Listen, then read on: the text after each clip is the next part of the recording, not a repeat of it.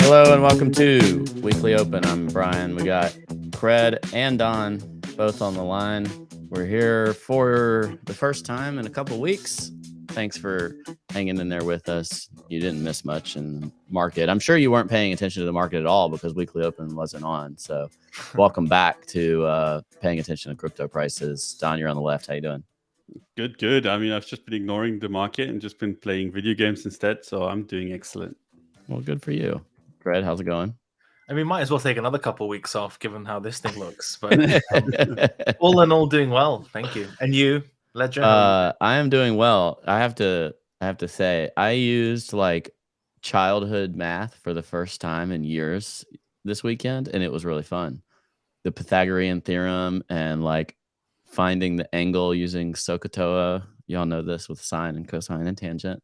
Of course.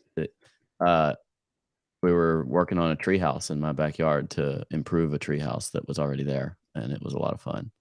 Ah, it sounds good. I mean, that's the best kind of math that you can do, especially with your children, right? Like, it took me a hot minute to remember how to do it. I'm not gonna lie. I'm not shocked. I don't know if I could still do it, and I had like a lot of maths in university, so yeah. Part of the problem was I didn't have my TI-83 anymore, so like, oh no, you yeah, you're like trying to figure out how to do inverse sine on your iPhone. Oh, you have to keep that though. I still have it. I have no idea where it is if I do have it, but my guess is my wife threw it away a while back. Oof. I never used it again since university, but I have it. You need it. Forever have it. Yeah. I understand this concept, but my wife would call that hoarding. So I'm good at that. Yeah. Well, that's why you're buying a castle, so you have plenty of storage to put your trying to, but unsuccessfully. Well, you're just back in the market. You're just open for business. Yes. Don't send me your castles. Yeah. A bunch of people have been sending me castles, and I'm just like, I don't need it. Thank you. You have 250,000 real estate agents now. Oh, why is that? Everyone that you engage with on Twitter. Oh yeah, exactly. But it's more than 250,000. How dare you try? I'm so sorry. I just made up a number. It's 486,000.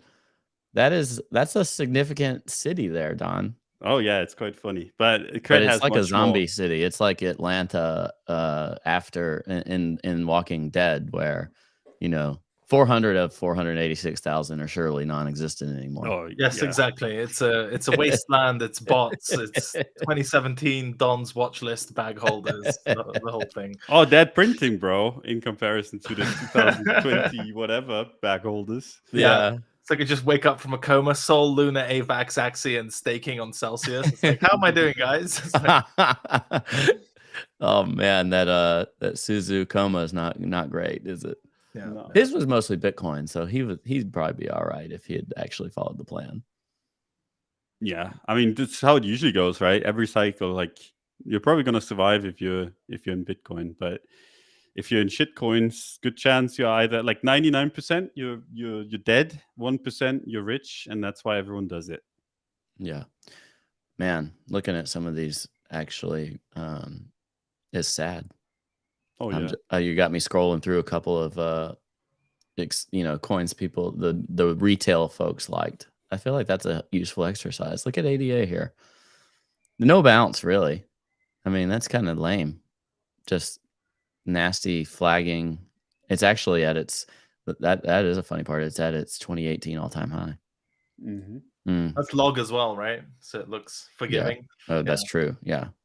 Yeah, if you go linear, got to move the chart up so our faces aren't blocking it.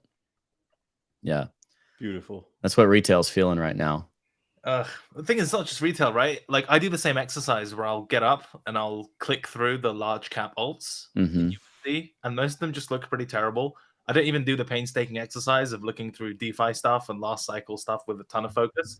Even the newer high-ish cap stuff from this time around, but certainly, just your standard top 50, top 60, whatever it may be, it just doesn't look very good. And I mean, have you guys looked at Pepe? Yes, of course. Beautiful. Absolutely beautiful in the sense in a down-only sense. Oh yeah. Oh, look at this. Here, I'm gonna put it on the 4 hour, I guess. I mean, if you put it on the daily, you don't even find any green candles anymore. Yeah, just who could have guessed? Who could have guessed that? Yeah, but it still needs to drop a little bit before it actually gets to the level where we should talk it. So, oh no, it's exactly at the level where we should talk it.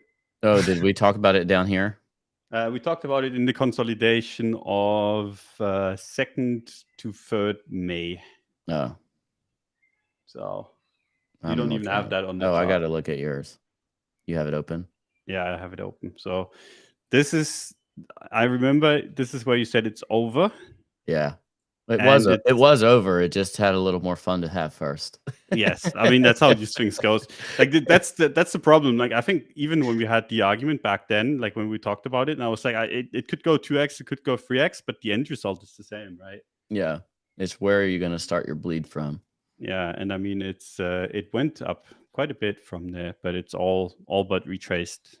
Yeah. And I don't think that's going to get much better. Yeah. And even if it bounces, it's going to go below that line again and Yeah, then stay there forever. It's literally the same path as Aptos or any of the other ones. Like I just pulled that one up from our previous, this was all anyone could talk about up here. That's where we called it over. And yeah, then, you called it over. All credits to you, really. Yeah, but it's all the same. It's all the same. Like Yes. trying to guess, okay, this consolidation, it's over. This consolidation, it's over. Oh no, okay, this time it's actually over. But it has bounces inside that. Like if you just try to short it, you could still catch one of the local bottoms or whatever. And you got to keep the bag holders believing on these, 2 and 3 day up candles. But they got to bleed. But Pepe is probably even worse because, I don't know. Aptos is one of these layer ones that people pretend to love. And what's your narrative for Pepe or some of the, and even then Pepe is probably one of the better meme coins. Like what about bin holders now? Y'all seeing this BitBoy drama? God, yeah. I haven't seen the drama, but I mean I'm guessing God is down. I only see it when mutual friends of ours link it because they are watching it and I am not. I'm not, but I'm seeing the tweets where BitBoy is on this like on again, off again unhealthy relationship with his namesake Ben.eth, and I guess now BitBoy has fully disassociated himself after they were talking each other up a lot. Yeah, and there are like 4 different coins you have to follow, Ben, Psyop, Loyal, and then it's like the unraveling of meme coin season to a large extent. Yeah. And this is like one of my least favorite portions of the market. And but well deserved. Sure, of course, yeah. But even like more broadly, like the past month, it's just been really, I haven't been enjoying it at all because people just thought it became acceptable to act in sort of bad faith towards your audience and try to do these completely unplanned and without much thinking or prior thoughts, I don't know, audience monetization schemes. And there's just not enough. It's the wrong market for it. Not that there's ever a right market for it. And the feed just became filled with this stuff. And, you kind of look around, you look to your left, someone's shilling a low cap. You look to your right, someone's shilling a low cap. And suddenly you're like, okay, well, the social chains and penalties for doing so don't exist any longer. So fuck it. Why not? It's my turn as well. And then, I think we're approaching now we're pretty close to the witch hunting portion where everyone was kind of enjoying it and it was socially acceptable to do it, in the past weeks. And now that prices are lower and there's more drama, a lot of these are bleeding out. Here come the threads and the DMs and whatever type of stuff. So just really ugly stuff. Don had a great tweet about this where he was like, crypto's reputation worst it's ever been, regulatory scrutiny highest it's ever been. So why don't we just start giving millions of dollars to Americans and also just like scamming each other with pump and dump meme coins? That'll do it, Well, it's always good when, your Zacks or other Zack imitators of the world are like, oh, here's evidence of Ben dumping his own token and going and buying, Milady's or Nakamigos or whatever he was buying with it. And it's like during the hype of it, the cult is like, oh, it's totally fine. He's got big plans. He's going to integrate Nakamigos with his coins. And then it's like, no, actually, it's just a degenerate. And then so the tide will start to turn and they'll be like, hey, they're still selling, even though it's down 80%. And he's dumping it and he's sending it to Binance or, some perpetual platform. And that's when they go from thinking, oh, he's got a plan to, oh, he's just a grifter. I was the plan, Yeah, this was the plan. Although, to be fair, all of this is worth it because we got an absolutely banger BitLord video out of it. Yeah, I didn't even see it. I really cherish those. Was this a real BitLord video or was he trolling? How can you ever tell, right? Yeah. It's all very similar. But this was about the coin that he'd sort of aligned himself with, which was Mong. Mong. Yeah, I actually had it up I had it up earlier. It's down 97%. What is a Mong? Well, it's in British idiom, it's an insult. We use it as an insult, but I'm pretty sure it's a real thing, right, Don? Like you Mong? No. I mean, I think it's like if you're talking about like a disabled person, whatever. It comes from the etymology is from it's an abbreviation for mongrel, which is slightly racially charged, like a mongrel dog, and we use. Or I certainly never do. But yeah, Mong. Google calls it offensive and British. I might as well change that to my Twitter bio at this point. Yeah. I can't tell if the etymology is Mongol or mongrel, Mongol, all that type of stuff into Mong in the a person who has an intellectual disability, often used as a general term of abuse. I mean, I'm guessing that very much fits the holder base of this coin, no? I mean,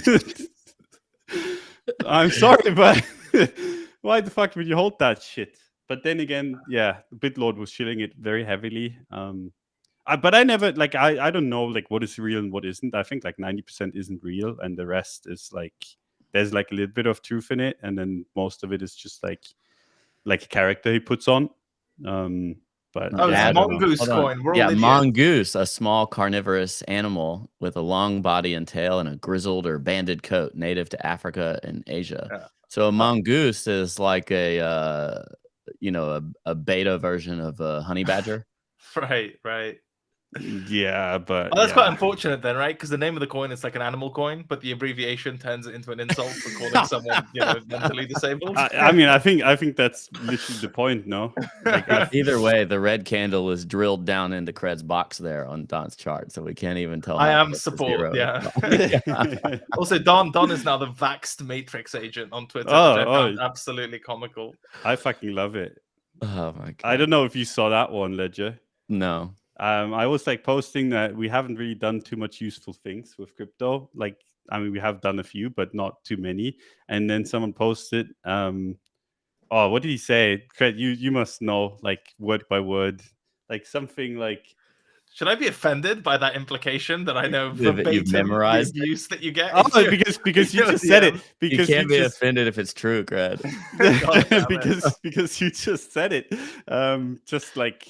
But yeah, he basically called me a vaxxed whatever Matrix agent. Yeah, Matrix agent. And I was like, what the fuck? And I loved it so much. So the tweet says, you don't get it, vaxxed Matrix agent, but one day you will. And that was in response to Don saying most useful thing crypto has ever come up with is stable coins. Although very fitting, this guy's Twitter is Devil's Advocate. So maybe he's just, performing an intellectual exercise, Don. You never know. Maybe. But I found it comical too. That's why I put it into my crypto bio. Story Stack in the chat says Cred working on his copy pasta flashcards. That's so good. Oh man, we did do like a Jeopardy round with all the copy pasta in there. I do way too well in that round. Like I'm so online, it's bad. You can tell who has a life, but like how many meme references and CT like lore things they get. Ledger is like, I didn't hear this. I'm not paying attention to this because he's like a real dad. Don is lost in Diablo, and then I'm just like deep in the weeds of this stuff, like quoting. Yeah, that was Parasite 269 on Twitter. Oh man. So obviously Bitcoin's really moving based on this conversation. Oh yeah. That's the most interesting thing we can talk about. Yeah. Like literally, I think. that and non-crypto markets, right? Yes. Oh yeah. Those are really interesting. It's just crypto that's been sucking balls. Like this horrendous. I mean, I can't believe we didn't get more of a push off of this massive rally on the NASDAQ that was led by chips, I guess, mostly NVIDIA crushing their earnings and breaking out of consolidation for the NASDAQ. But like, look at that Bitcoin chart versus this NASDAQ chart. I mean, we're just a laughing stock here. NVIDIA went to straight up price exploration. Now looks very toppy to me, but I'm not going to be the one to fade that necessarily. I'm sure it's extremely expensive to do so because people probably got blown out trying to short tech. Apple as well, right? Today is Apple doing very well at its high? Really? Yeah. Let me see if I can find it. Here it is. Wow. Look at that. Holy cow. Double top. Yeah. I would have a hard time fading that, to be honest. I mean, they're the world's biggest companies that everybody still is in massive demand for. So what are you going to do?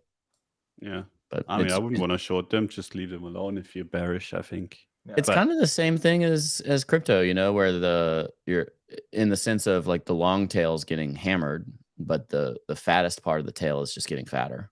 Yeah, but in crypto, we're getting like the fattest tail, like part of the tail is getting fatter in the sense that everything nukes, but Bitcoin is nuking less and ETH is Right. nuking less. I'm just mean from a dominance perspective. Yes, but like in the traditional markets, we actually have some upwards movement. In crypto. Right. It cannot even be like that's the scary part when I'm looking at the markets right now, and I see like a bunch of strength in the Nasdaq, in like specific stocks, and then you look at Bitcoin, and all it's been doing has been slowly bleeding out. It's not even like it has had a big move to the downside where you had like a bunch of people getting stopped out. It's just been like slowly bleeding, right? And slow bleeds usually lead to like one big move, even if it's like bullish still. And the longer the slow bleed goes on, the lower that quick move is gonna go, I feel like. So doesn't have me too convinced with this kind of setup, especially given how the last weekly closed. We basically had a green candle, one of a few. Like we had only green candles really up all the way up, and then it's just turned into only red candles. And that green candle kind of at least made it past weak resistance, but immediately kind of faded that. And this fade is while the stock markets aren't doing too poorly, right? Like we had a nuke basically that didn't engulf, but it kind of nuked the level anyway, while the stock markets were doing well. And that kind of piece of context makes me quite a bit worried about like where this is gonna go. Well, it seems like what's happening is crypto is being lumped in with the rest of the stock market, because look at the ADA of Legacy is ARK, and ARK looks like crypto. You know, it looks like altcoins. But even that had a move up in the last few weeks. Yeah, like even the shittiest, it's not like it looks good. Yeah, it doesn't look good, but even the shittiest of the shit stocks had a move up last week, or like at least in the last 3 to 4 weeks, just off of the strength in everything else. And crypto has none of that, which kind of makes me think there's like an inherent weakness or like some sort of seller somewhere. And I want to see how that ends before I get too excited again. Yeah, that makes sense. We did have the debt ceiling extended since we last recorded. Do y'all have any care or comment about that, as people not maybe denominated in dollars but not using them in your day-to-day? I mean, you would think that would be good news for crypto, right? Like, I mean, it's not necessarily great news that's gonna put a 15-20% candle in, but you would have expected that we have some sort of like nice reaction off of it. Or like, what do you guys think? I don't know. Like for me, we should have had like a little bit more strength in that one. We haven't really seen any kind of like significant dollar weakness yet show up from it. And I think maybe that would be a tailwind. Like if you start to see the Dixie break down from here. You know, this is that range that I think I identified as a bigger range, but essentially like make some big consolidation. Every time I do these squiggles, they happen way faster, but the same thing. But if this kind of breaks down, makes a lower high and consolidates back down, maybe we can then see the result show up for crypto, where there's an up move in crypto. That'd be very good for stocks, but I don't know. I guess it depends on what is the balance between these competing entities, which are Fed policy versus government policy. The legislators are making it harder on people trying to control inflation. So the Fed has got to choose whether they want to react strongly or not. So if they come out with a 50-point hike because the government's like, well, we're just going to keep printing because we don't have any money and we need to figure out how to get money, so we're just going to make it. And then the Fed's like, well, you're causing inflation, so we're going to raise rates. Do you just end up creating kind of the worst of both worlds, or does the Fed capitulate? I don't know. Yeah, me neither. It's way above my pay grade. To kind of It just feels like generally macro type of, the macro traders, the correlation types in crypto have just not had a great market for the last month or so. The news having a smaller impact, debt ceiling was the usual performative nothing burger. The correlations just aren't, we used to literally trade for tick. We're far cry away from that now. And even the dollar index observers, to their credit, haven't had anything particularly clear in using that as a proxy for crypto strength or weakness. So I feel like people paying, still in full macro mode. I still think it's valid, but like for the past month or so, hasn't paid out essentially. Yeah, but I don't think it's bad to not go tick for tick if broad strokes end up still working. So Yeah. I kind of like the fact that there's, I don't know if you call it a lag necessarily, but like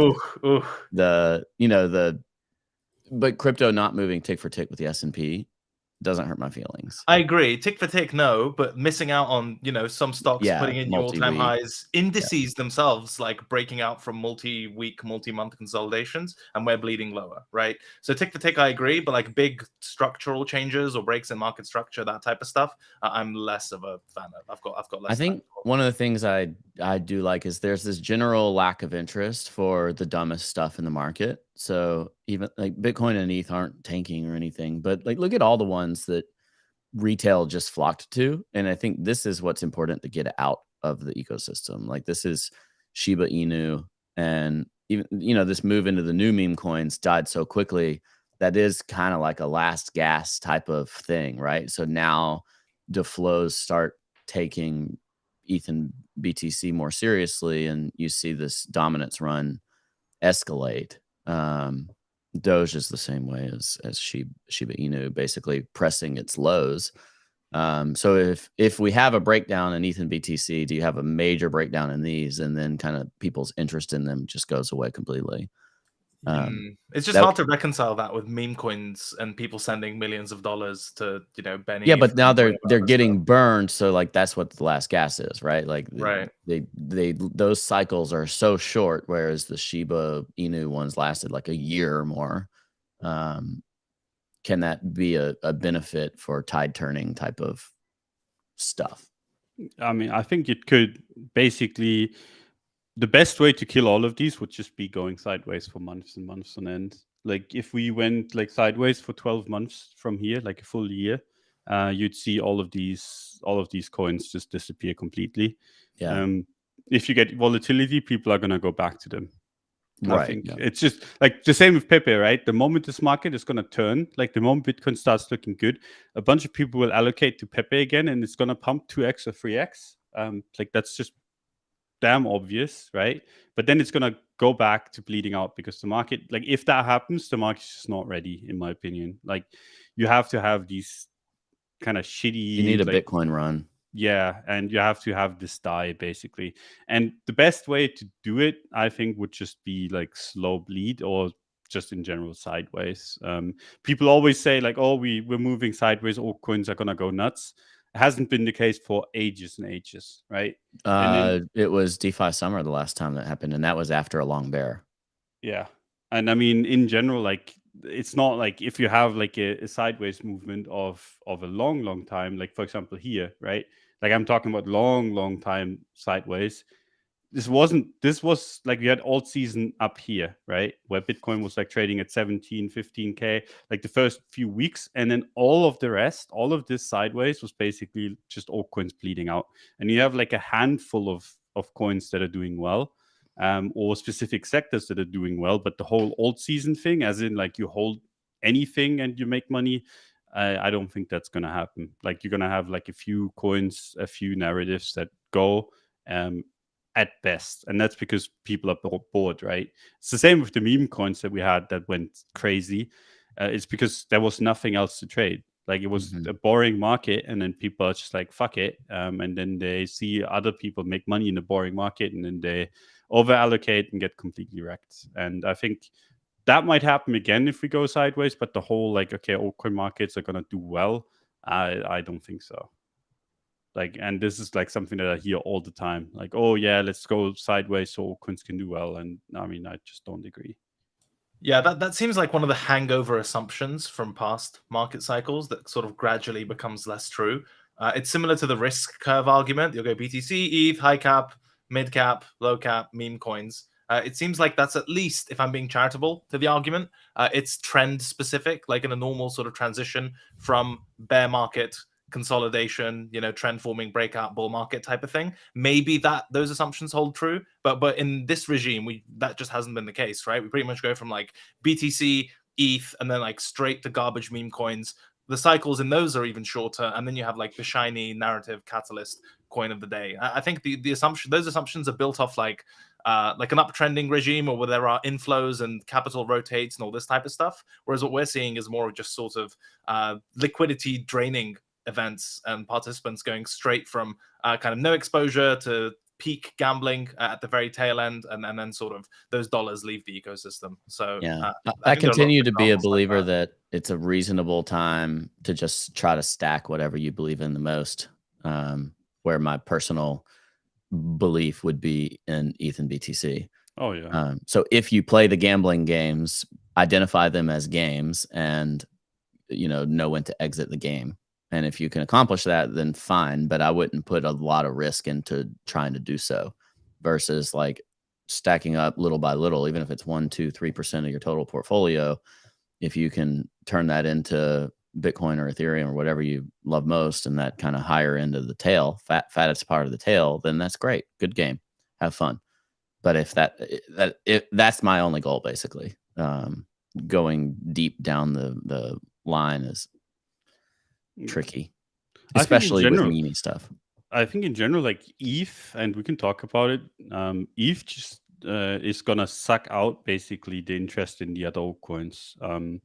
Like the whole like deflationary meme is just gonna suck so much liquidity out of the other altcoins, because they're inflationary. They're kind of like, everyone's just kind of looking at it being like, oh, this is just bullshit. Why would I be holding an altcoin if I can just stake ETH? And ETH has like enough kind of name recognition to make that work, right? So I think in general, outperforming ETH has been almost impossible for a long time in the altcoin market, if you haven't kind of just played the narratives. And I think it's not going to get any easier, right? Like if you look through, like ETH is one of the only altcoins against Bitcoin that actually just looks good. It's been going sideways for the longest time, while other altcoins are down 90% against Bitcoin. It's not lost any, right? It actually outperformed Bitcoin during the entire rally, all the way from the COVID lows all the way up. Like it outperformed the entire way up. It's not lost anything on the way down relative to Bitcoin. So that's kind of like, it makes it really, really hard to be interested in any other altcoins unless you have a really, really good narrative. Yeah. And I think that's going to become more and more clear. And a lot of people, like, it's going to become more and more clear. And then a lot of people are going to basically take the trade that they long ETH and short the other altcoins. And that's the point where this is going to reverse. But that's a long way off. We barely have anyone really interested in trading. So you right basically now. think you could take the pair trade for a long time?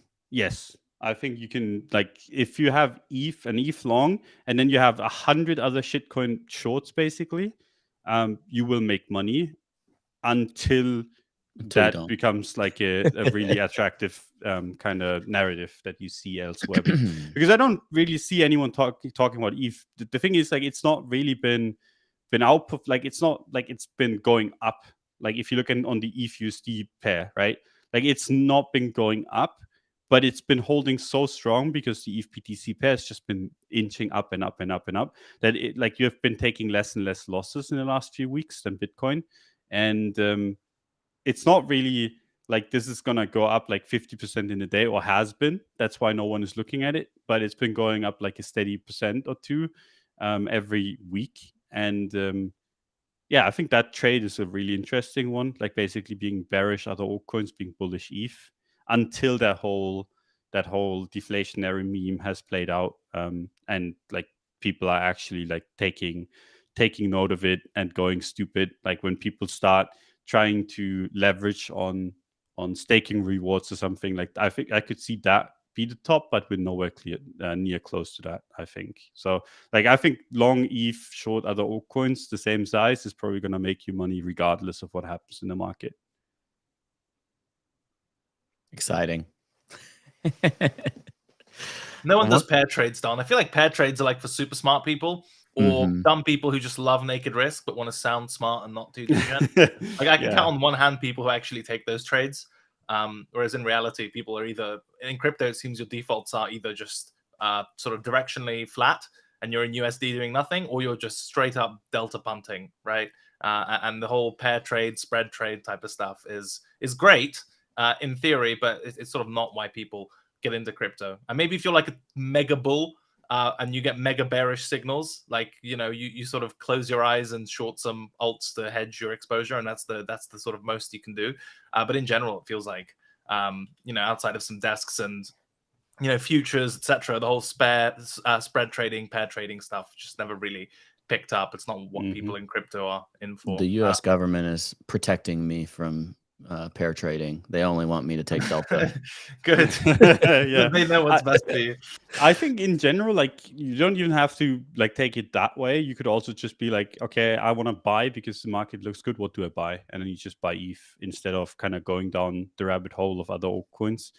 So you don't necessarily have to take the pair trade. It's just basically my observation is that like if you want to buy something in the altcoin land, the place where you will find the least risk while having the same return as almost everything else, if not greater, I think is ETH. Not financial advice.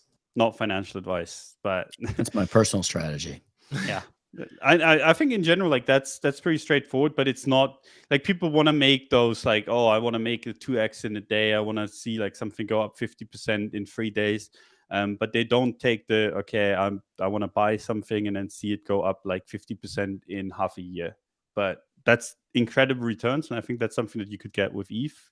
I don't necessarily think the other altcoins are going to perform as well, as long as we don't get a major money inflow again, right? Because right now we don't really have much interest in crypto markets. I think people are just trading AI. They're trading VR. They're trading the hot stocks, because the hot stocks are moving a shitload more than what we have in crypto right now. And while that's the case, you're just not going to see outsized returns in the altcoin world. Yeah, I think that's fair. But Don, there'll be like a 3 to 6 month period where a new coin outperforms against ETH, and I'll go all in that coin, and then it will just bleed out for 3 years. But those 3-6 months are very important, you see, which is why I will long anything other than ETH to catch the small part of altcoin ETH dominance. What do you think of that?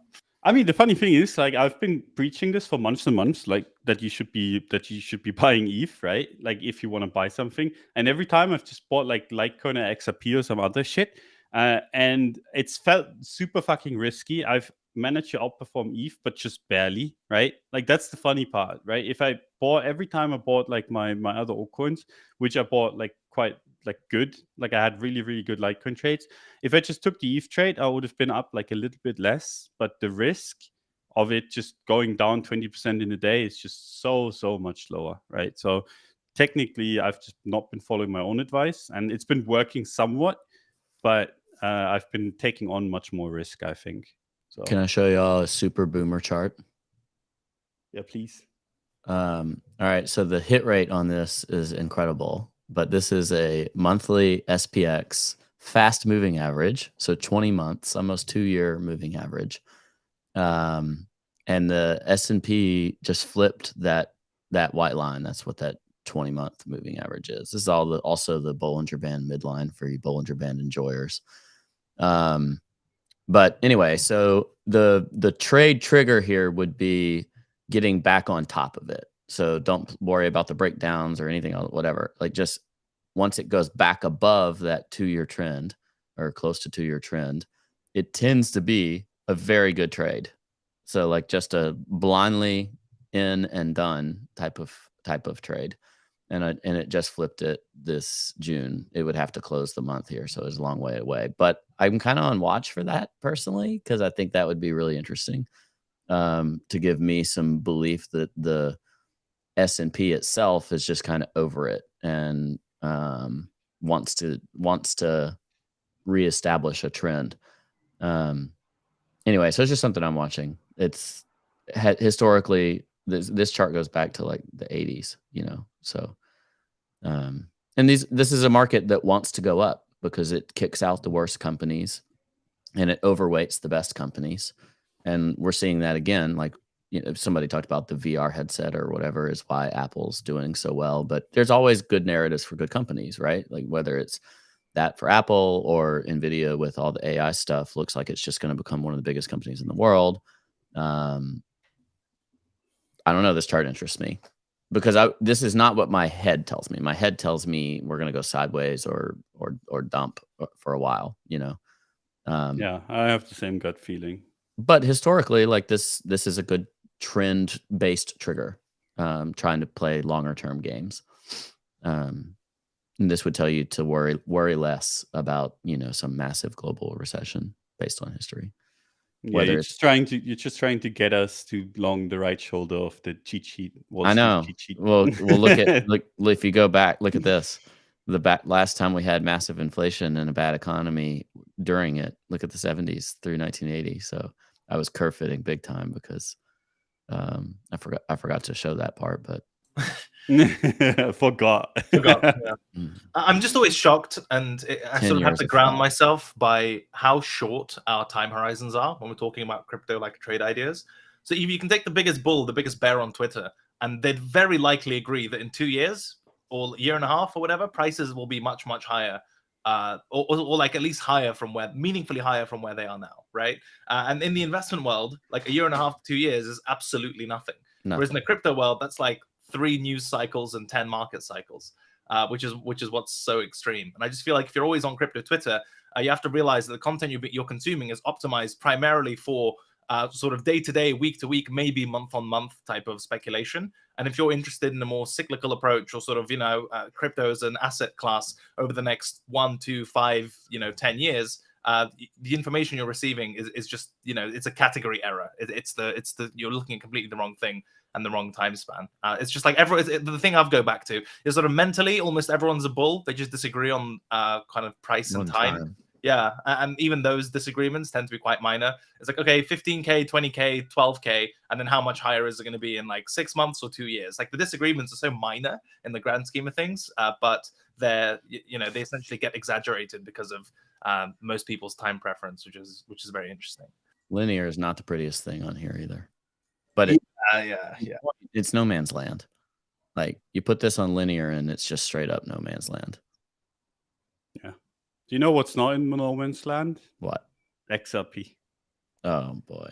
I wonder what the fuck is going on, but this has been fucking nuts. Like, look at this. It's been up only for a while now. And what's the deadline for the decision?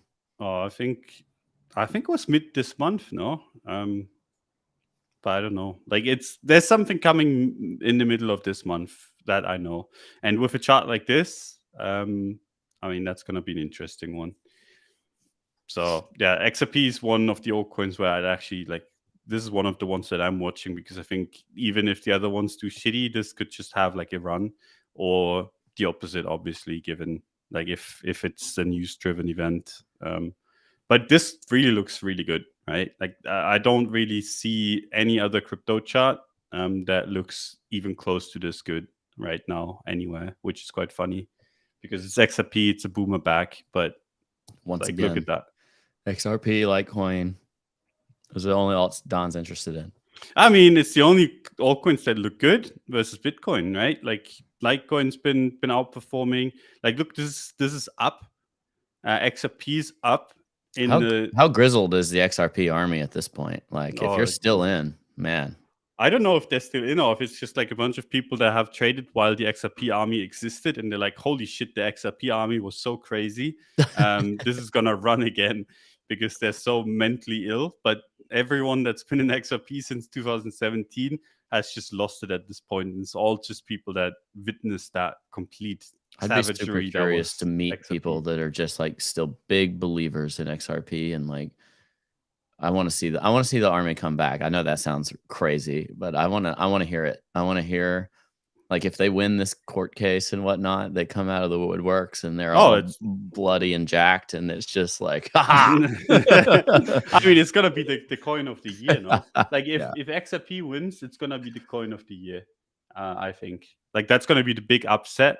That's gonna have a big impact. So I think everyone's gonna trade XRP again if they win. If they lose, it's just gonna go like get fucked basically heard- for a long time. This is speaking without doing very much research at all. So, that's this whole show.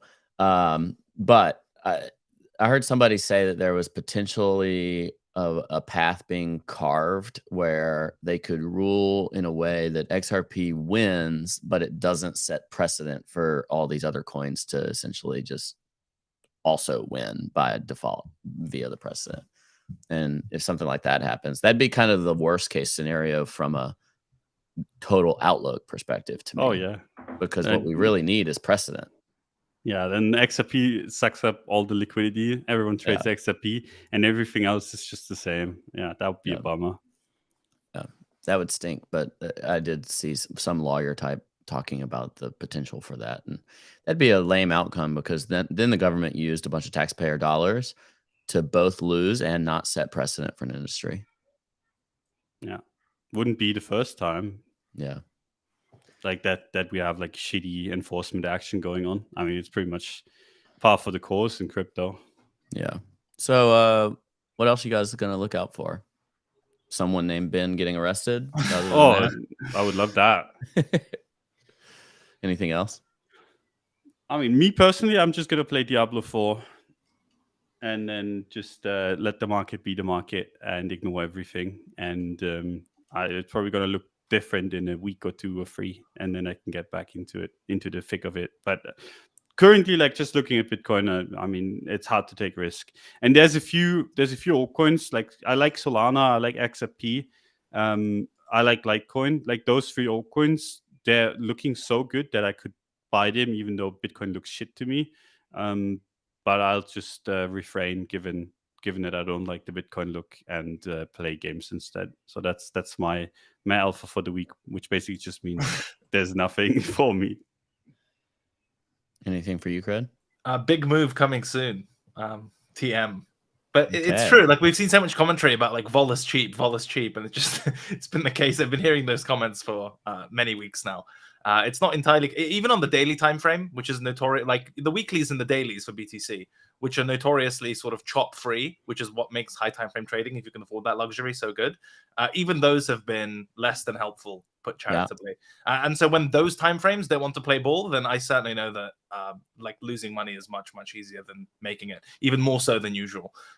So I'm going to need something more than this. I pretty much agree with Don that on the weekly, it's sort of just kind of walking down, lower highs, lower lows, basically holding on to the stuck at 27K.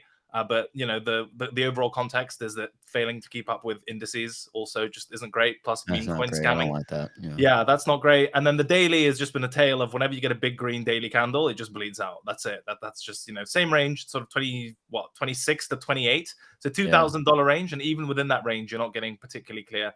At least on the daily time frame, like continuation or signals at the boundaries, so to speak. The 4 hours been okay. But that again is from like 26.3 to 27 point, like $1,000 range is where you get all your clarity, and no thank you essentially is the answer there. I don't know, man.